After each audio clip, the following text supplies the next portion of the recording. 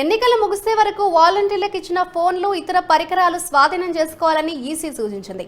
పెన్షన్ల పంపిణీకి ప్రత్యామ్నాయ ఏర్పాట్లు చేసుకోవాలని కూడా ఈసీ ఏపీ ప్రభుత్వాన్ని ఆదేశించింది. సిటిజన్స్ ఫర్ డెమోక్రసీ ఫిర్యాదు మేరకు ఈసీ ఈ నిర్ణయం తీసుకుంది.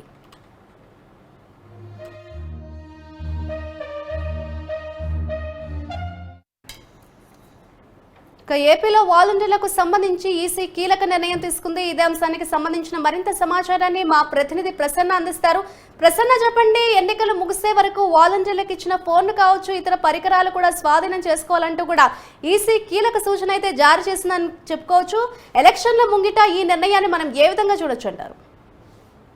మాధురి, ప్రస్తుతం ఎన్నికలకి సంబంధించి వాలంటీర్లకు ఈసీ కొన్ని కీలక ఆదేశాలు జారీ చేసింది. ఆ కీలక ఆదేశాల ప్రకారం వాలంటీర్లు పెన్షన్ల పంపిణీకి సంబంధించి విధుల్లో ఉండకూడదు. వాలంటీర్లు నిర్వహించే ప్రతి నెల 1వ తారీఖు ఉదయాన్నే పెన్షన్లు ఇస్తారు కాబట్టి ఆ పెన్షన్ పంపిణీకి దూరంగా ఉండాలి. దీనికి సంబంధించి ప్రభుత్వం ప్రత్యామ్నాయ మార్గాలు ఏర్పాటు చేసుకోవాలని, వాలంటీర్లు ఉండకూడదని ప్రధానంగా ఈసీ ప్రభుత్వానికి సూచించింది. దీంతో పాటు వాలంటీర్లకు ఫోన్ కావచ్చు, లేకపోతే పెన్షన్ ఇచ్చేటప్పుడు థంబ్ ఇంప్రెషన్ కావచ్చు, అది తీసుకునే పరికరాలు వెంటనే లోకల్ గా హ్యాండ్ ఓవర్ చేయాలని కూడా చెప్పింది. అంటే citizen forum, democracy for citizen forum అనే వాళ్ళు కంప్లైంట్ చేశారు. వాలంటీర్లని ప్రభుత్వం పెన్షన్లకు ఉపయోగిస్తోంది, ఇది ఎన్నికల్లో తీవ్రంగా ప్రభావం చూపించే అవకాశం ఉంటుంది కాబట్టి ఈ వ్యవస్థని ప్రస్తుతానికి దూరంగా పెట్టాలి, ఎన్నికలు ముగిసే వరకు దూరంగా ఉంచాలని కంప్లైంట్ చేశారు.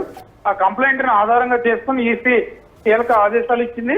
వాలంటీర్లు ఎట్టి పరిస్థితుల్లో కూడా పెన్షన్ పంపిణీ చేయకూడదు. అంటే రేపు ఏప్రిల్ 1వ తారీఖు పెన్షన్ పంపిణీ ఉంటుంది. ఏప్రిల్, మే, జూన్ కూడా, ఎందుకంటే జూన్ 4 పూర్తి స్థాయిలో ఫలితాలు వస్తాయి కాబట్టి 3 నెలల పెన్షన్ వాలంటీర్లు పంపిణీ చేస్తారు. ప్రతి నెల చేస్తారు. ఈ 3 నెలలు కూడా తప్పనిసరిగా వాళ్లే చేయాలి కాబట్టి వాళ్ళని దూరంగా పంచుకొని అంటే మరి ప్రభుత్వం ప్రతి నెల 1వ తారీఖు పెన్షన్ ఇస్తుంది కాబట్టి ఈ విధులకి ఎవరిని ఉపయోగిస్తారు? సచివాలయ సిబ్బందిని ఏమైనా ఉపయోగించుకునే అవకాశం ఉందా, లేకపోతే వేరే ఎంప్లాయీస్ ద్వారా ఇంటికి పట్టుకెళ్ళి ఇస్తారా, లేకపోతే గ్రామ వార్డు సచివాలయాల్లో ఒక పాయింట్ పెట్టి అక్కడ పెన్షన్ ఇచ్చి ఏర్పాటు చేస్తారా?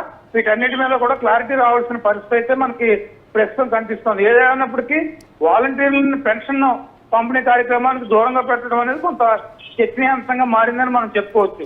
మాధురి, అయితే ప్రసన్న, పెన్షన్స్ కావచ్చు, ఇతర పథకాలపై తాజా ఈసీ నిర్ణయంతో ఎటువంటి ఎఫెక్ట్ పడే అవకాశం ఉంది అని అనుకోవచ్చు. అలాగే ప్రస్తుతం ఈసీ ఈ ఆదేశానికి సంబంధించి అటు ఏపీ ప్రభుత్వం రెస్పాండ్ అయిందని అనుకోవచ్చు అంటారా?